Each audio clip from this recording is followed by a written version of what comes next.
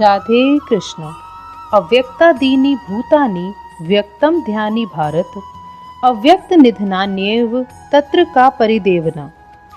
अर्थात सारे जीव प्रारंभ में अव्यक्त रहते हैं, मध्य अवस्था में व्यक्त होते हैं और विनष्ट होने पर पुनः अव्यक्त हो जाते हैं।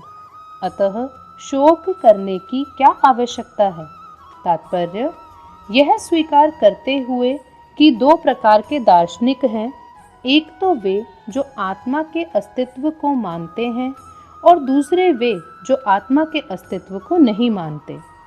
कहा जा सकता है कि किसी भी दशा में शोक करने का कोई कारण नहीं है।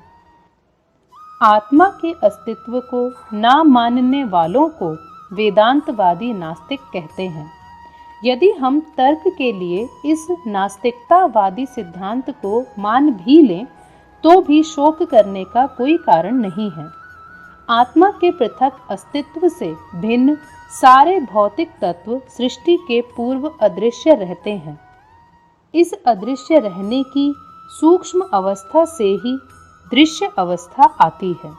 जिस प्रकार आकाश से वायु उत्पन्न होती है, वायु से अग्नि, अग्नि से जल और जल से पृथ्वी उत्पन्न होती है, पृथ्वी से अनेक प्रकार के पदार्थ प्रकट होते हैं, यथा एक विशाल गगनचुंबी महल पृथ्वी से ही प्रकट है।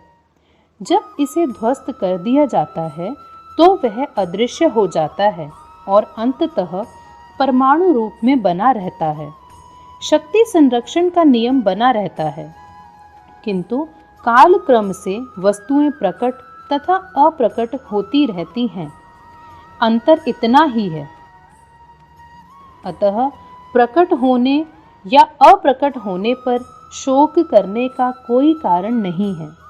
यहाँ तक कि अप्रकट अवस्था में भी वस्तुएं समाप्त नहीं होती। प्रारंभिक तथा अंतिम दोनों अवस्थाओं में ही सारे तत्व अप्रकट रहते हैं, केवल मध्य में भी प्रकट होते हैं और इस तरह इससे कोई वास्तविक अंतर नहीं पड़ता।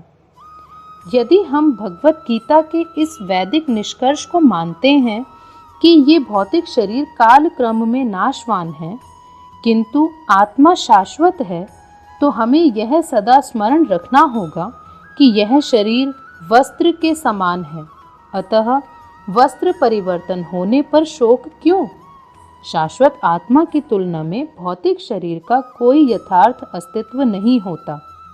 यह स्वप्न के समान है।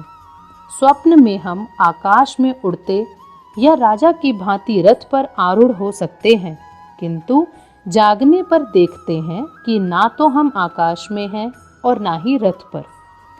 वैदिक ज्ञान आत्म साक्षात्कार को भौतिक शरीर के अनस्तित्व के आधार पर प्रोत्साहन देता है।